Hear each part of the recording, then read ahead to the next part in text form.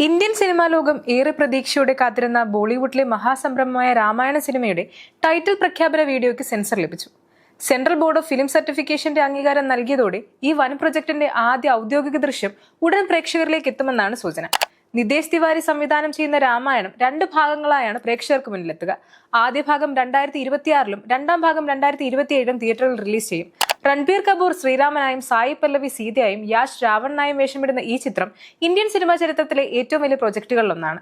CBFC Ramayanam 3D title പ്രഖ്യാപന വീഡിയോയ്ക്ക് U certificate നൽകിയിട്ടുണ്ടെന്നാണ് വിവരം.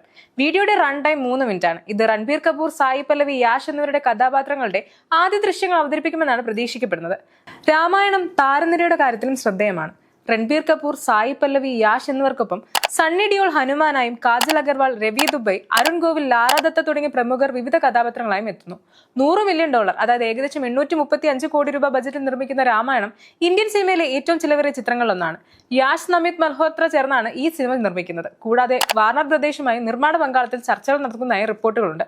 ചിത്രത്തിൽ രാവണന്റെ സഹോദരനായ വിഭീഷണന്റെ വേഷം ജയ്ദീപ് അഖ്ലാലിന് ഓഫർ ചെയ്തിരുന്നെങ്കിലും ഷെഡ്യൂൾ ക്ലാഷ് കാരണം അദ്ദേഹം ഈ വേഷം നിരസിച്ചതായി റിപ്പോർട്ടുകൾ വന്നിരുന്നു.